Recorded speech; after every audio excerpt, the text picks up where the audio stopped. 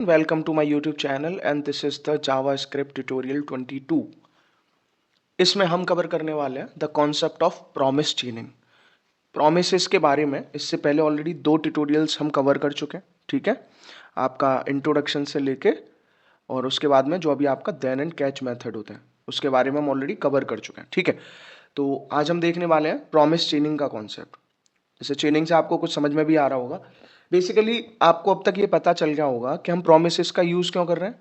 हम प्रोमिसेस का जो यूज़ कर रहे हैं वो बेसिकली आपके एसिंक्रोनस ऑपरेशंस के लिए करते हैं, ठीक है। जो भी प्रोमिसेस का यूज़ होता है वो एसिंक्रोनस ऑपरेशंस को परफॉर्म करने के लिए होता है, यानी कि मल्टीपल जो भी आपके कमांड्स कुछ भी बोलो जो एक साथ जिनको एग्जीक्यूट किया जा सके, ठीक है। तो वही हम यहाँ पे करते हैं। तो यहाँ पे कुछ पॉइंट्स हैं, पहले हम ये देख लेते हैं कि पहले क्या है कि practice of चेनिंग multiple promises together. आप प्रॉमिस चेनिंग की हेल्प से क्या कर सकते हो, it is a practice of चेनिंग multiple promises together. जो भी आपके मल्टीपल प्रोमिसेस हैं उन्हें आप एक साथ एग्जीक्यूट कर सकते हो, ठीक है। फिर है नेक्स्ट पे, each promise in the chain executes after the previous one has been resolved, ठीक है। तो इसके कहने का मतलब है कि जो भी चेन है उसमें जो नेक्स्ट है, नेक्स्ट प्रॉमिस है, ईच प्रॉमिस अगर बोल रहे हैं वो कब जाके एग्जीक्यूट होगा, द प्रीवियस वन आपकी रिजॉल्व हो जाएगी, ठीक है। हमको पता है कि हमने पहले सिंटेक्स चेक करी थी, सिंटेक्स देखी थी जिसमें फंक्शन के अंदर, ठीक है, यहाँ पे ऑलरेडी मैंने सिंटेक्स प्रोवाइड करा दिया। ये आप यहाँ देखो, यहाँ पे सिंटेक्स प्रोवाइड करा दिया। तो बेसिकली हम फंक्शन के अंदर दो चीज़ें होती है ना हमारी, एक आपका रिजॉल्व होता है और दूसरा आपका रिजेक्ट होता है, ठीक है। तो जब तक आपका पहली प्रॉमिस रिजॉल्व नहीं हो जा रही है जब तक दूसरी एग्जीक्यूट नहीं होगी, ठीक है। तो इसी तरह एक सीक्वेंशियल ऑपरेशन यहाँ पे चलता रहता है। फिर है जैसे each dot then method in the chain returns a new promise allowing for the next step to be executed once the current step is resolve. मैंने अभी ये कंप्लीट इंग्लिश पढ़ी है, इसको ये आप याद रखो। ये वाला जो पॉइंट है ये मैं अभी आपको कोड की हेल्प से समझाऊंगा। ये कहना क्या चाह रहा है बेसिकली, ये कहना चाह रहा है कि जो भी डॉट देन हमारा जो मेथड है उसके अंदर जो भी वैल्यू होगी, ठीक है, वो हर बार एक नई वैल्यू को रिटर्न करेगा, एक न्यू प्रॉमिस को रिटर्न करेगा नेक्स्ट स्टेप के लिए, है ना। That is to be executed when, कब, जब आप उसका करंट स्टेप रिजॉल्व हो जाएगा तब, ठीक है। और फिर क्या, if any of the promise is rejected the control is passed to the catch block if provided. अगर जितने भी आपके प्रोमिसेस हैं उनमें से अगर वो प्रॉमिस आपकी रिजेक्ट हो जाती है तो सीधे सीधे कंट्रोल आपका कहाँ चले जाएगा, कैच मेथड पे, ठीक है। फिर चले जाएगा वो कैच पे, ओके। देन और कैच का आपको बता चुके थे। देन का यूज हम क्यों करते हैं, बेसिकली देन का यूज करते हैं जब प्रॉमिस आपका सक्सेसफुली एग्जीक्यूट हो जाता है, रिजॉल्व हो जाता है। कैच में क्या है कि जब भी कोई आपको एरर मिलता है। तो बेसिकली है कुछ नहीं, जो हम इस तरह से लिखते हैं अपना एक प्रॉमिस और फिर उसके बाद हम जैसे डॉट देन लिखते थे, फिर डॉट देन के अंदर का कंप्लीट पार्ट और फिर हम कैच लिखते थे। इस तरह से जो आपकी सिंटेक्स चलती है, ठीक है, उसी में इसको चेन कर दिया गया है। अब यहाँ पे क्या है, मल्टीपल देन मेथड्स का यूज किया जाएगा। यहाँ पे क्या किया जाएगा, मल्टीपल देन मेथड्स का यूज। लाइक देखो यहाँ पे जैसे अगर हम लिखें तो प्रॉमिस डॉट देन, फिर ये, फिर दोबारा से डॉट देन, पहला एग्जीक्यूट हुआ, फिर दिए, फिर डॉट देन एंड लास्ट में मान लो डॉट कैच। तो ये होता है बेसिकली प्रॉमिस चेनिंग के अंदर, जिसमें आप क्या करते हो, मल्टीपल देन को एग्जीक्यूट करते हो। किसको, मल्टीपल देन को।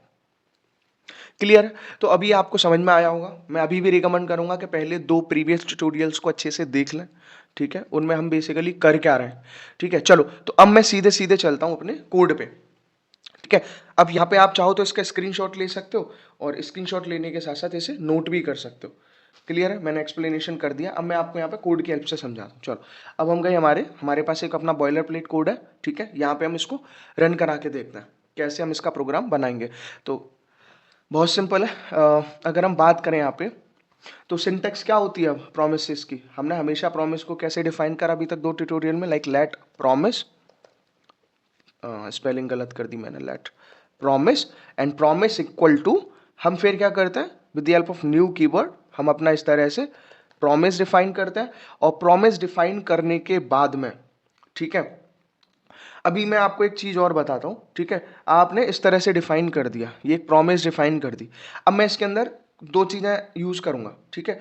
वो दो चीज़ें क्या है कि जो हमारा एक तो फंक्शन होता है, मैं इसको एरो फंक्शन के हेल्प से अब लिख रहा हूँ, ठीक है। हम इसके अंदर फंक्शन क्रिएट करते हैं ना, और फंक्शन के अंदर आपके रिजॉल्वर रिजेक्ट आते हैं, बट अभी मैं यहाँ कैसे करूँगा उसे, एरो फंक्शन के हेल्प से। तो मैंने दो पैरामीटर जो प्रॉमिस के होते हैं, दैट इज रिजॉल्व, और दूसरा होता है आपका रिजेक्ट, ठीक है।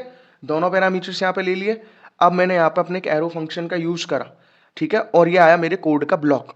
अब कोड का ब्लॉक आया, इसके अंदर मैं क्या कर रहा हूँ, एक मेथड यूज कर रहा हूँ, सपोज सेट टाइम आउट, ठीक है। मैं क्या कर रहा हूँ यहाँ पे, एक सेट टाइम आउट मेथड का यूज कर रहा हूँ, क्लियर है। अब सेट टाइम आउट मेथड के अंदर आपको अच्छे से पता है कि बेसिकली हमें करना क्या है। चलो मैं एक टाइम यहाँ पे कैलकुलेट करके दिखा रहा हूँ। मैंने क्या करा कि इसके अंदर मैंने रिजॉल्व के अंदर एक वैल्यू पास कराई। मैंने क्या करा, एक रिजॉल्व के अंदर एक वैल्यू पास कराई, रिजॉल्व, ठीक है। एक वैल्यू मैं पास कर रहा हूँ रिजॉल्व में, मतलब अगर वो एग्जीक्यूट हो जाएगा सक्सेसफुली तो उसकी वैल्यू क्या एग्जीक्यूट होगी, फर्स्ट अटेम्प्ट में 15, ठीक है। ये कब एग्जीक्यूट होगी, मान लो मैं यहाँ टाइम प्रोवाइड करा रहा हूँ 3000 मिली सेकेंड का, ठीक है, 3000, क्लियर है। तो ये हो गया इसके अंदर, है ना। यानी कि ये क्या होगा, आफ्टर 3 सेकेंड, तो आफ्टर 3 सेकेंड ये क्या कर देगा, after 3 second resolve bill execute, ठीक है, ये कर देगा फिलहाल। अभी यहां तक क्लियर है, कुछ नहीं करा है, एक प्रॉमिस क्रिएट करा है, रिजॉल्व एंड एग्जैक्ट उसके पैरामीटर्स होते हैं, और सेट टाइम आउट के अंदर हम क्या कर रहे हैं, यहाँ पे एक वैल्यू प्रोवाइड करा रहे हैं 15, ठीक है। यानी कि वो 3 सेकंड के बाद क्या एग्जीक्यूट कर देगा, 15 को, ठीक है, या फिर सिंपली रिजॉल्व बोल दो।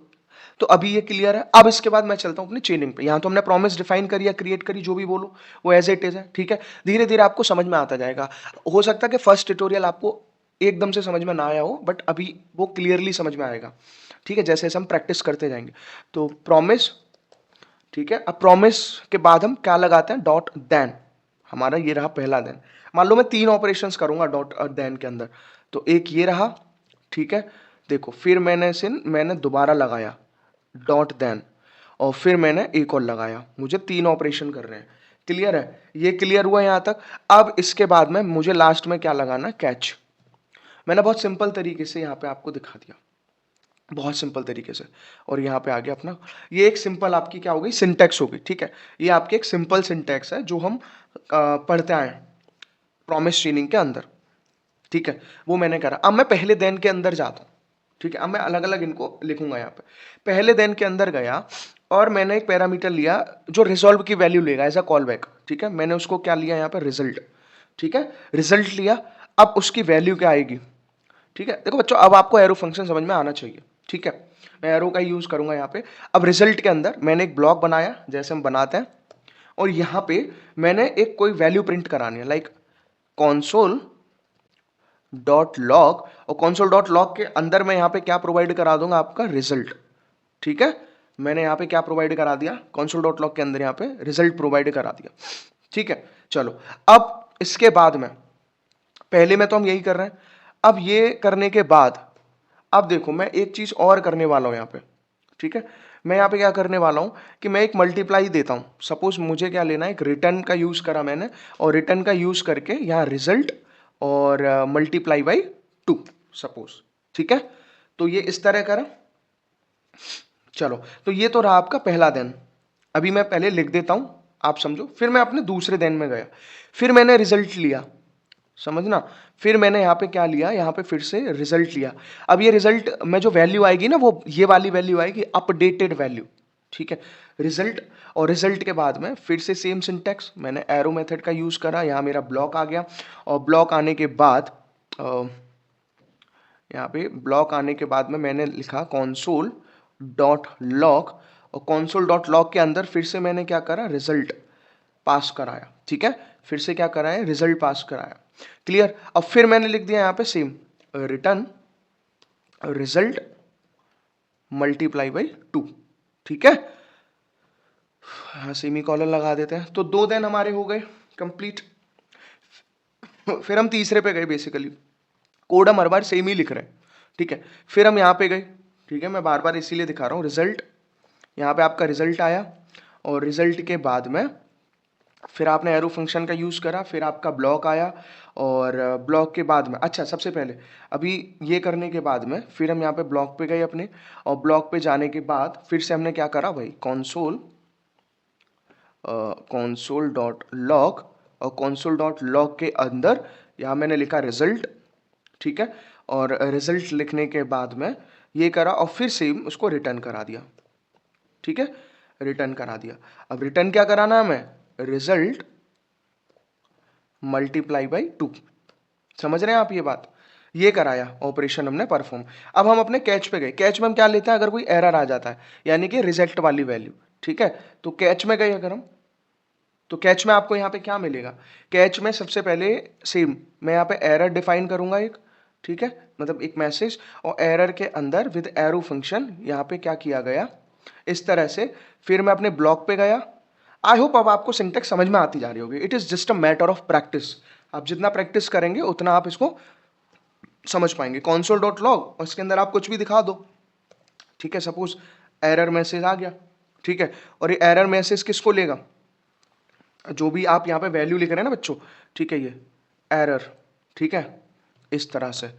तो ये हो गया, क्लियर है। अब मैं दोबारा देखूं मैंने अभी तक क्या किया, हम यहाँ क्या कर रहे थे, पहले प्रॉमिस क्रिएट करा, प्रॉमिस क्रिएट करा, ठीक है, तो प्रॉमिस क्रिएट करने के बाद यहाँ पे एक सेट टाइम आउट मेथड के हेल्प से रिजॉल्व को एग्जीक्यूट कराना है हमें, जिसमें 15 उसकी वैल्यू रहेगी। वो कब एग्जीक्यूट होगा, 3000 के बाद। फिर आया प्रॉमिस डॉट डॉट देन, ठीक है, जिसमें हमने पहले क्या लिया, एक रिजल्ट के अंदर उसको रिजल्ट को डिस्प्ले कराना है और उसका क्या रिटर्न कराना, मल्टीप्लाई बाई 2। सेम हमने 3 बार इसको देन मेथड के अंदर गया, ठीक है। अब चलो देखते हैं पहले से एग्जीक्यूट करा के कि ये एग्जीक्यूट होता भी है या फिर हमारे साथ मजाक हो गया इस कोड को लेकर, ठीक है। चलो हम कराते हैं इसे एग्जीक्यूट।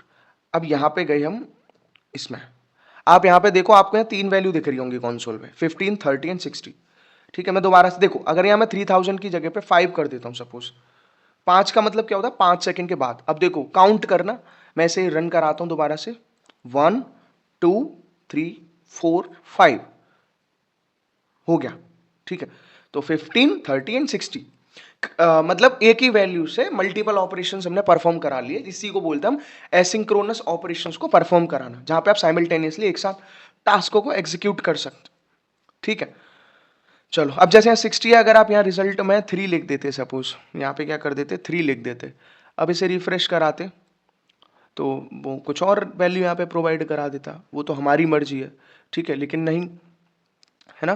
तो आपको इस तरह से उसको सेव भी तो कराना है। हमने यहाँ पे इसको सेव कराया और सेव कराने के बाद इसकी सेकंड हम कम कर देते हैं, कौन इतना भगाएगा इसे, 2 सेकंड के लिए कर देते हैं, ठीक है। चलो तो ये इस तरह से एग्जीक्यूट हो गया, क्लियर है ना। तो आप देख पा रहे हैं यहाँ पे वो क्या वैल्यू ले रहा है, वो वही वैल्यू ले रहा है जो पहले रिजॉल्व हुई। तो आई होप आपको ये चेनिंग का कॉन्सेप्ट समझ में आ गया होगा। एक सिंपल देन कैच का एग्जांपल था जो हमने प्रीवियस ट्यूटोरियल में देखा, इसमें चेनिंग का एग्जांपल है, ठीक है, जिसमें मल्टीपल देन का हम यूज कर लेते। तो अगर आपको ये वीडियो अच्छी लगी तो इसे लाइक करिए, शेयर करिए और आगे के ट्यूटोरियल्स देखने को चैनल को सब्सक्राइब करिए। Thank you.